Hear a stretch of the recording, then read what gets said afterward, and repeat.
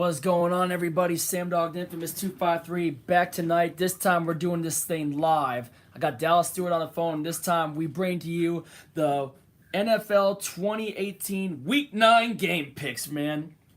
But first, we want to talk about some things that happened today. Dallas, say what's up really quick. What's up, everyone? Yep.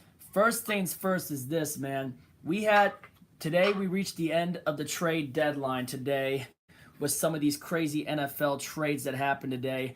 First off, starting off, the Denver Broncos traded a seventh round pick in Demaryius Thomas to the Houston Texans and got a fourth round pick back. Obviously, the Texans needed another receiver to fill in the place of the out for the year Will Fuller, who tore his ACL back on Thursday night against the Dolphins. What are your thoughts on that one?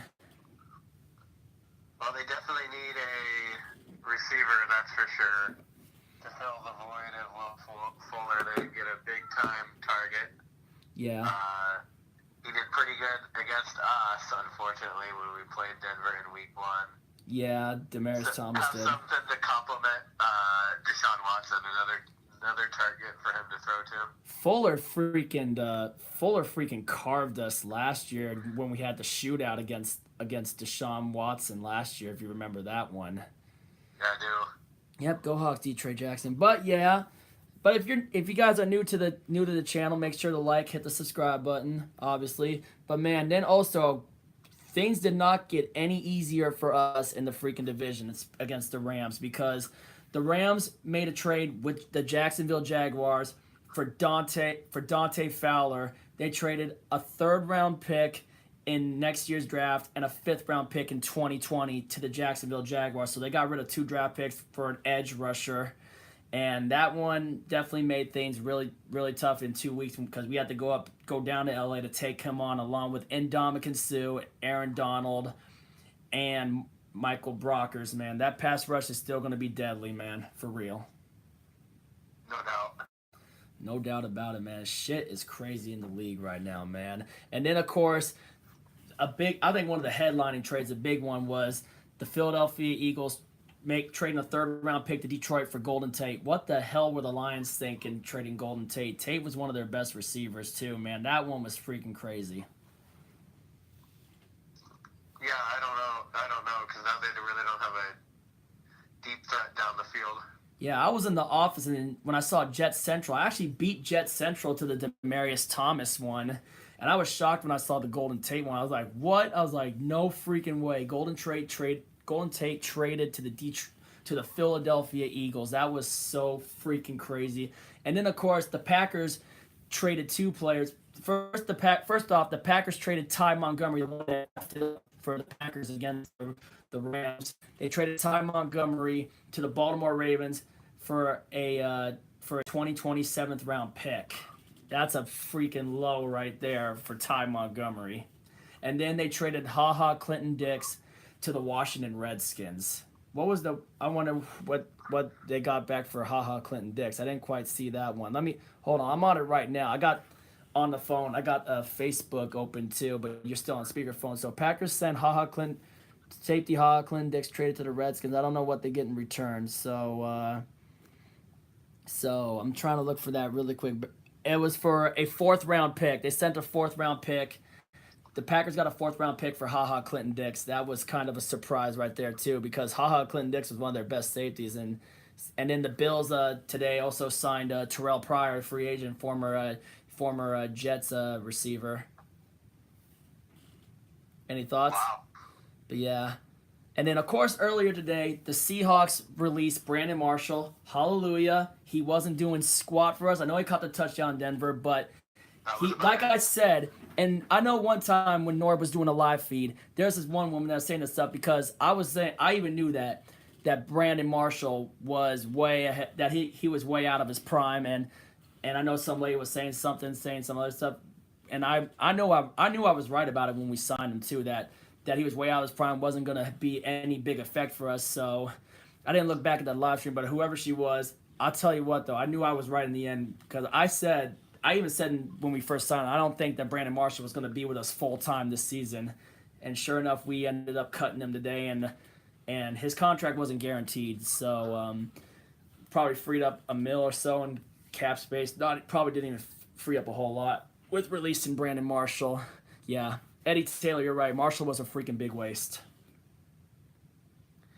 And then what else happened? Oh yeah, that's about really all. That's really about all for the trades for this for the trade deadline. Now let's get into some of these game picks. Now to begin with, the teams on bye this week are the Cardinals, the Bengals, the Colts, the Jags, the Giants, and the Philadelphia Eagles. All those teams are on byes. Well, obviously the Eagles and Jags are on bye. They're coming back from freaking London. First off, Thursday Night Football, we got the last ever Battle of the Bay between the Oakland Raiders and the San Francisco 49ers. Give me a second. I'm going to turn on Google and get back to last week so we can address what happened to these teams the last week, this where I'm not slipping up on any of the things. You know what I'm saying? Give me a second, y'all. All right. Get back on the week 8 thing, you know what I'm saying? All right. So, the Raiders. Week 8 of that. The Raiders, now we all know the Raiders. The Raiders were ahead for a little, I mean, they were down, but we definitely got this pick right. The Raiders definitely blew a big game to the Indianapolis Colts in the end of the fourth quarter, surrendering losing 42-28, and the 49ers obviously got swept by the Arizona Cardinals, which we got that game wrong. We both picked Frisco in those 2 games, so, man, I remember I almost picked Arizona last week. But the game's at Levi Stadium. This is the final battle for the Bay. 49ers, C.J. Beathard versus Derek Carr. Obviously, a lot riding at stake, though, too. One is 1-6, and another is 1-7. This is the final battle for the Bay, but games in Levi Stadium, and Raiders are probably pissed about losing to the Colts. But the Raiders have the best quarterback, so I'm going to go with the Oakland Raiders. Raiders are going to have the last laugh in the Battle of the Bay before they move to Las Vegas. I think the Raiders as well. I mean, could you call this one like the toilet bowl? I mean, both these teams, their season is completely over. Toilet bowl and maybe the shitter bowl, or the Wan Bowl. What? The Wan Bowl. Someone posted it earlier on a link to it for on a link I saw on Facebook. Someone's called it the Wan Bowl, Juan, as in for one team is 1-6 and the other is 1-7. Both teams each have 1 win. Pretty funny. Not exactly a exciting matchup to start off week 9 on a Thursday, but I'll probably have to go with Oakland, because their quarterback is just a little bit better. Yeah. The Niners are nothing without Garoppolo. They're nothing, and they're basically down the drain since Garoppolo tore his ACL. Heck, Eddie Taylor just said the garbage ball. That's another the dumpster fire. The dumpster fireball.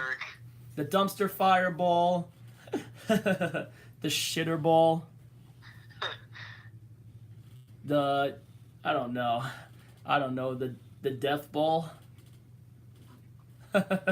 All right. Moving on to the Sunday side of games. Up next, we got AFC North rivalry. We got the Pittsburgh Steelers at the Baltimore Ravens, and Baltimore got crapped on by the Carolina Panthers last week. Yep, Carolina took a giant crap on the Ravens last week. Obviously, with that one, I mean, the Cam Newton just came alive, and that offense just tore apart the Baltimore Ravens defense. So it looks like Carolina's coming alive. Pittsburgh obviously kicked the crap out of the Cleveland Browns 33-18. This time the game's in Baltimore this time, and last time these two met, I think it was Baltimore that won. Baltimore won last time they played each other in Pittsburgh. I remember that. I think that was a Sunday night game, if I remember correctly, or was that a Monday night game? I think it was a Sunday night game. Yeah, I think Baltimore won that one. This time the game's in Baltimore. Baltimore took it in Pittsburgh. Baltimore has a better defense still. So this one is another toss-up one, I think.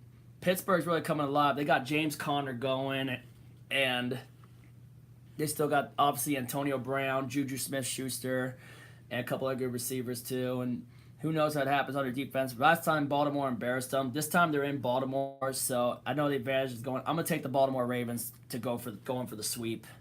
I'm going to take Baltimore to get the sweep as well. They have just a little bit better of a defense.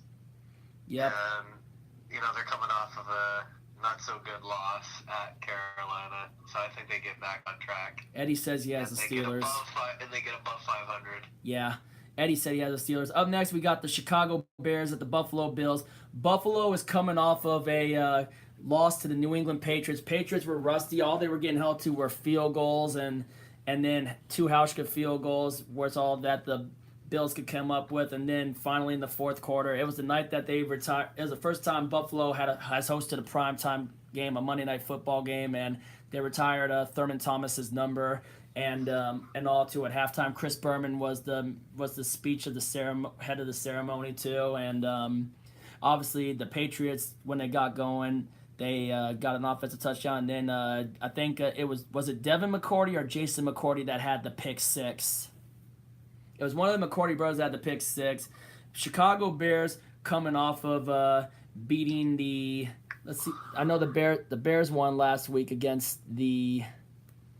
No. The Bears are. Oh yeah, the Bears beat the Jets by 14 points, without playing Khalil Mack. They had Khalil Mack out. I bet they'll have Khalil Mack. I don't think they'll play Khalil Mack in this one because this one's an obvious one. I'm taking the Chicago Bears. Yeah, I'm taking the Chicago Bears as well. Bills are starting Nate Peterman as well, so that's an obvious loss for the Bills. Oh, that's gotta be.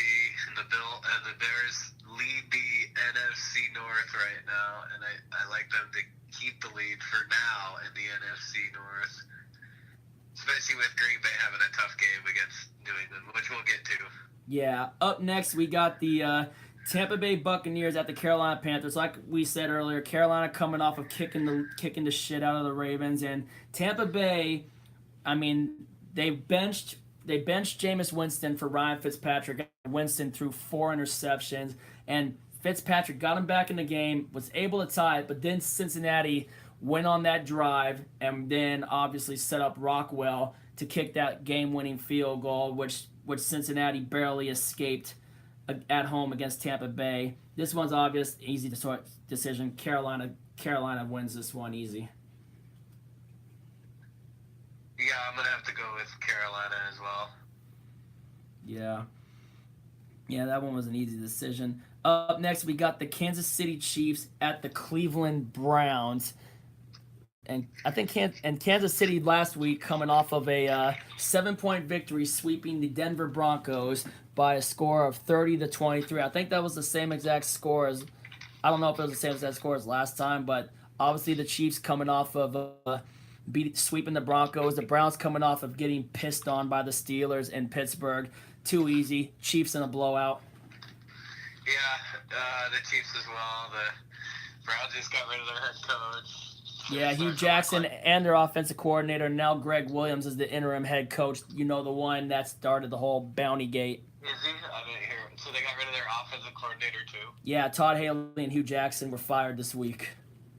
Because I thought Todd Haley was going to be promoted to interim coach, but they got rid of Todd Haley as well. They got rid of both of them. Yeah, and the Browns, at least the last couple of weeks, they've started to be more uncompetitive, and they're starting to look like the old Browns. This is just too. This would be an absolute shocker if it happened. It's not happening. Kansas City. It's not happening. Casey's blowing them out. Up next, we got the New York Jets at the Miami Dolphins. This time they're in Miami, but last time the Dolphins played the Jets, they went in the MetLife Stadium and took a giant crap on them. I think we were watching that game on we saw that game on Red Zone. Obviously, Darnold had a bad day. Jets are coming off of getting beat by the Chicago Bears, and Miami is coming off of that Thursday night loss and where Brock Osweiler got totally embarrassed. But I mean, the Texans just pulled away, but the Texans were crapping on them most of that night. Deshaun Watson was throwing dimes, which the Texans did lose Will Fuller for the year. The game's in Miami this time. Brock Osweiler versus Sam Darnold. And this time, Darnold comes in this time. game's in Miami. I know that for a fact. But I'm going to go ahead and say this. I think Miami gets the sweep. I'm taking the Dolphins. I'm taking the Dolphins as well after that not so good performance last Thursday against Houston. The Jets have lost a few in a row. They haven't really looked that good the last few weeks against last week against the Bears and the week before that against Minnesota. Yeah, I'm going with Miami. All right, up next we got the Detroit Lions at the Minnesota Vikings. Detroit, obviously, we kicked them to the curb 2 days ago. We kicked Detroit to the curb with a 28-14 win, where Detroit was getting everything. They had their things going too. They obviously scored first. Then we went down, answered back. Then they fumbled the kickoff, and then we scored on them too. And then we practically took over from there. 3 turnovers, including when Quentin Jefferson stripped Matthew Stafford. And then after that, they get the points again. And I thought at first they were going to come back, but then Coleman basically got the interception. And here's another thing, Detroit. You know you lost when you got dusted by our punter at the end when he was supposed to take a safety. You left them a wide open lane to take it for the first down. That was the play of the game, other than the other plays we made. That Michael Dixon run was freaking incredible. I did not see that one coming. Minnesota, on the other hand, Minnesota is coming off of getting exposed by the New Orleans Saints, which we obviously called that one last week. We called the Saints beating the Vikings. I think the Saints definitely exposed them, but it doesn't matter. Detroit's going to lose this one. I'm taking Minnesota. Yeah, I'm taking Minnesota. They're just a better overall team than Detroit is, and they're going to bounce back after that loss against New Orleans. Yeah, that's for sure too. But Minnesota, would you say Minnesota got exposed by the Saints? Or would you say they mainly got exposed by the Bills earlier this season? Because they might have gotten exposed by the Bills. That's the one loss that they're probably still scratching their head over. It is indeed. Up next, we got the Atlanta Falcons at the Washington Redskins. Atlanta's coming off of a bye. The Redskins are coming off of a win against the New York Giants, where they sacked Eli Manning seven times, but they ended up winning that game 20-13. And this time the game's in Washington. Atlanta, defense still in shambles or stuff. Been a tough season for Atlanta. Washington, obviously, like I mentioned, we'll see what happens. I got the Washington Redskins beating the Falcons. The Falcons are kind of in shambles. Yeah, I got the Redskins as well. They've started to put it together ever since they got blown out on that Monday night in New Orleans.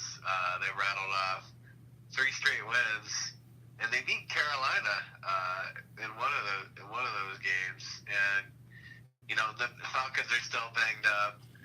They're still somewhat in the wild card race at 3 and 4. But if they lose this game, season really starts to slip away for them. For them, obviously, I'm gonna have to go with Washington. All right, up next we got the Houston Texans at the Denver Broncos. Houston and Denver, as we know, just made that trade, so Demaryius Thomas is going to get a revenge shot if he's even going to play this Sunday. And Denver is coming off of getting swept by the Kansas City Chiefs. Houston, as we know, coming off of that Thursday night win last week against the Miami Dolphins. I think at the end of that day, I think Houston won the trade. They only gave up a 4th-round pick for Demaryius Thomas and got a 7th in return as well. I'm taking the Houston Texans at Denver. I'm taking Deshaun Watson's going to throw all over them with DeAndre Hopkins and Demaryius Thomas and the other targets he's got. And then, of course, Houston's defense is still making plays. I'm going with the Texans in this one. Yeah, I'm going with the Texans. They are rolling right now after the 0-3 start. They lead the AFC South, which is somewhat of a surprise, but not really, since they got fully healthy after the injuries to Watson and Watt last year. They're playing really well right now, and I think they could legitimately be a threat in the AFC to maybe go on to maybe reach the Super Bowl. Maybe the defense needs to improve a little bit, but I'm gonna have to go with Houston. All right. Up next, now we got our game. We got the Los Angeles Chargers coming to our house to take on our Seattle Seahawks in Seattle. The Chargers are coming off of a bye week after beating the Titans by 1 point in London. And obviously, we're coming off of that big time win at Detroit. Now, the Chargers last time when they played in London, they did not have Melvin Gordon. They still did not have Joey Bosa. I think they might be getting Joey Bosa back, which is scary for when we're on offense. And then of course they got Melvin Gordon coming back. This is the point where we just want to take a break from the side and talk about the keys to how we think we can pull this off. One, we're going to have to really protect Russell Wilson still. Two, we're going to have to shut on defense. We're going to have to really have a good run-stopping defense here. We've got to really focus on shutting down the two running backs of Melvin Gordon and Austin Eckler. Three, on defense, we got to play serious man coverage on Keenan Allen, Mike Williams, Tyrone Williams, and mainly also Antonio Gates. We got to freaking man coverage all these guys. Double team Gates, man coverage the receivers. And then on the offensive side, we got to keep on utilizing our run game and gas them. We got to gas the Chargers with Carson and Davis. Maybe Penny if he gets in there too. With our running game, just we got to keep on stretching the field and gassing them up the middle. We got to keep that going for most of the time. But we got to be, and this was a negative from last week when we didn't score any other points in the fourth quarter. We got to keep staying aggressive. We got to score points and up the ante if we're up. We just cannot take our foot off the pedal. We got to keep on being aggressive. Offensive line is really going to have to step up against Ingram and against Melvin Ingram and Joey Bosa. And of course, we're taking on former Seattle Seahawks Super Bowl 48 champion Brandon Mebane again. Mebane makes his return to Seattle. This is going to be one tough game, but these are our keys that I think would be useful for how we can win. Another one is we have to freaking get pressure and be able to knock the crap out of and hit Phillip Rivers a lot. We got to be able to hit Phillip Rivers more than one time. We got to freaking drill him, but we can't get in penalties as well. We cannot afford penalties, stupid penalties and that too, but those are our keys to how I think the Seahawks can win this game. But another thing is we're at home. Chargers don't really have much of a home field advantage playing the StubHub, because more of their fan base was in San Diego than it was in Los Angeles. They're coming up to Seattle, though, and I think if we pull it right, I think Seahawks could possibly win by 3 points maybe. I'm hoping for the best. I'm going to take us because we're at home. I mean, this is such a tough one, but yeah, I could see it going either way. But me too, man. I just like the way the Seahawks have played these, last two games on defense, and I believe they can shut down the Chargers' offense. And again, the Seahawks are a very critical part of their schedule. Just some tough opponents coming up, and they really need this one. And I believe they will get this one and get to 5-3 at the halfway point, which they would be in good position to snag a wild card, which they are currently the 6th seed in the NFC playoffs. Don't get cocky, Trey Jackson. I'm just saying, man. We're just being realistic how we think we can get it, though. But either we win by a touchdown, we win by a field goal. We just want to get in the tournament. Yeah, the Rams. There's no one's catching the Rams for the NFC West, and we're basically fighting for a wild card. That's the realistic thoughts. So I'm gonna hopefully take our Seahawks winning by either a touchdown or a field goal. Yeah, I'm taking the Seahawks in this one. Yeah. All right. Finally, we've been talking about this one for a while, and it's finally coming. Up next, we got the Los Angeles Rams at the New Orleans Saints in the Superdome.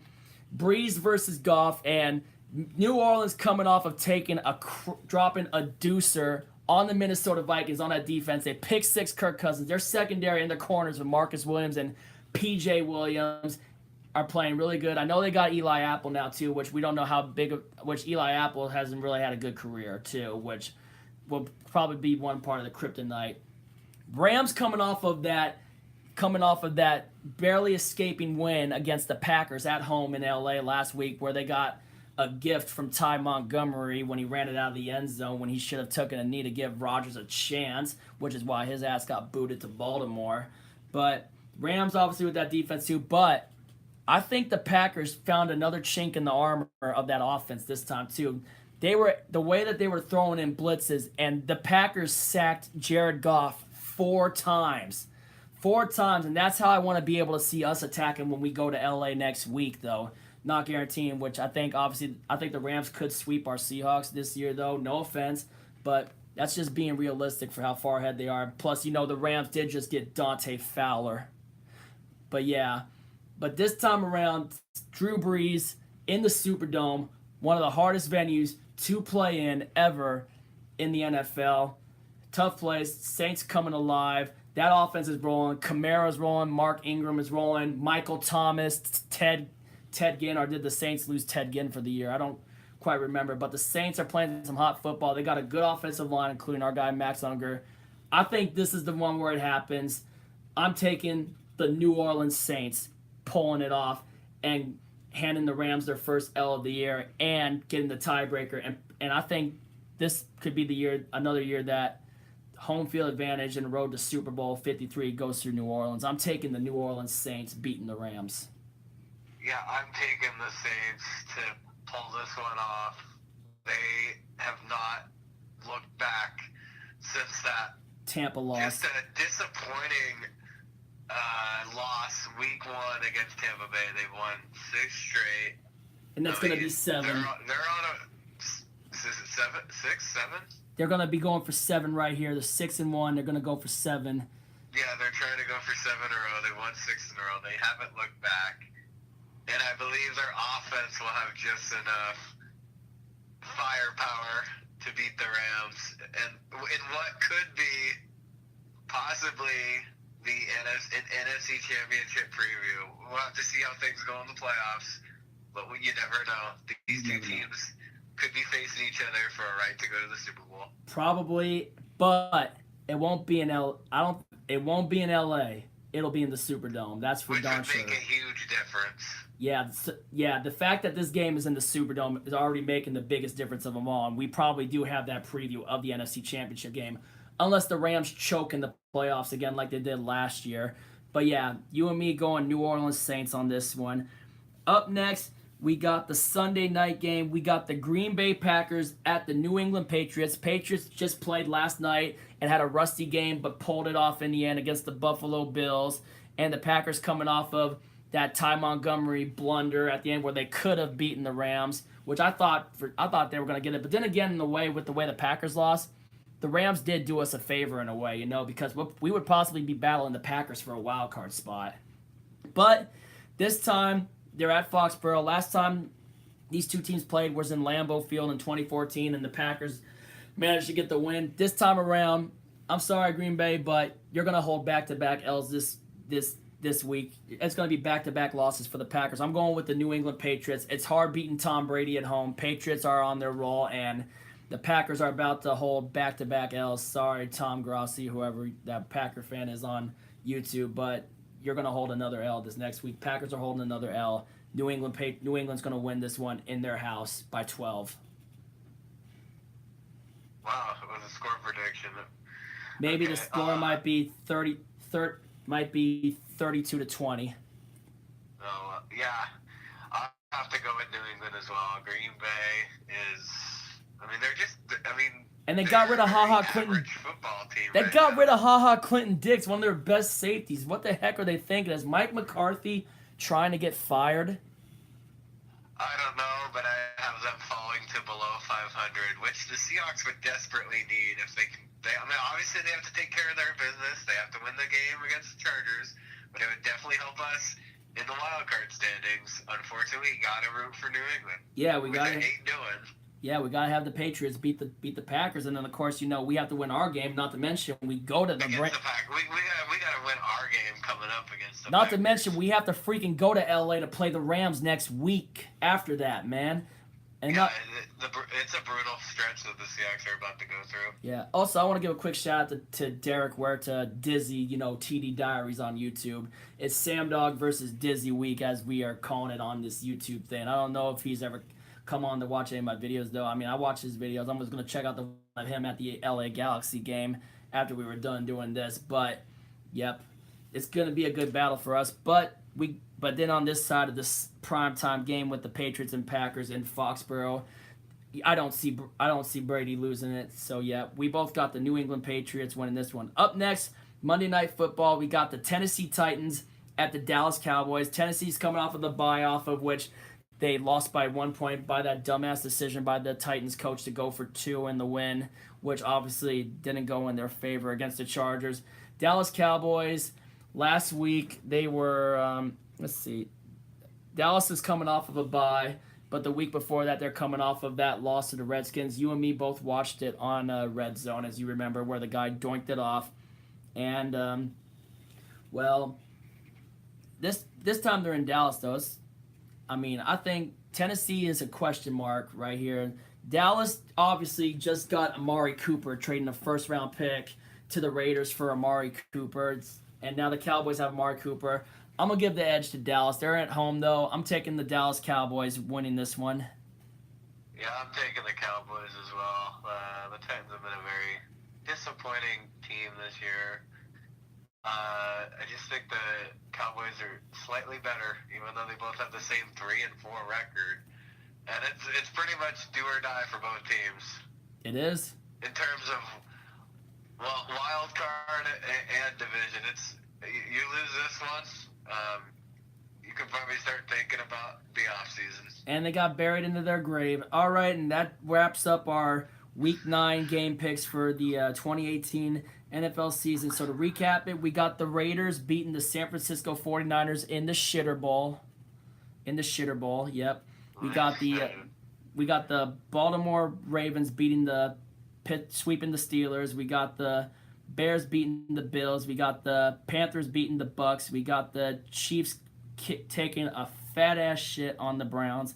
We got the Dolphins sweeping the Jets. We got Minnesota beating Detroit. We got the Redskins beating the Falcons. We got the Texans beating the Broncos. We got us pulling off a close win, which we obviously don't know which our game could go either way. But the advantage is that the Seahawks are playing in front of the 12s, and I will be at that game, obviously. Which I will, depending on the weather, I'll think about getting some footage of me interacting with the players again too, and getting them fired up. So in case anyone wants to see that again, you know what I'm saying? But this Seahawks Chargers game should be a good game, though. It could go either way. We wouldn't be surprised if they lost. Yep. I don't think we'd be surprised if they. I would not be surprised if we lost, and I would not be surprised if we won.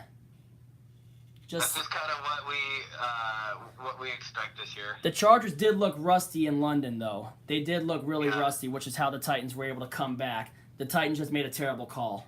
What the Chargers could have been holding an L if the Titans would have decided to kick it and take it to overtime.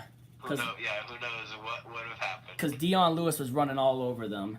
And then after that, we got the Saints handing the Rams their first loss of the season in the Superdome and taking over a sole possession for home field advantage in the NFC for the playoffs.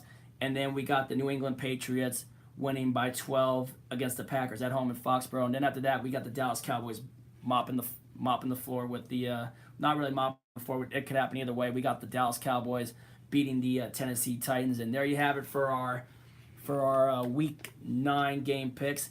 Let us know your thoughts on the trades today in the comment section. Let us know your thoughts of who you think will win. Because like we said in the past, not all our picks have been accurate, but we had a pretty good week last week with game picks, though. We got 2 total games wrong last week. We did. We had one of our best weeks with game picks, and plus, if you're new to the channel right now, make sure to hit the subscribe button, get your friends on here to come watch too, get your friends to subscribe too. I appreciate it.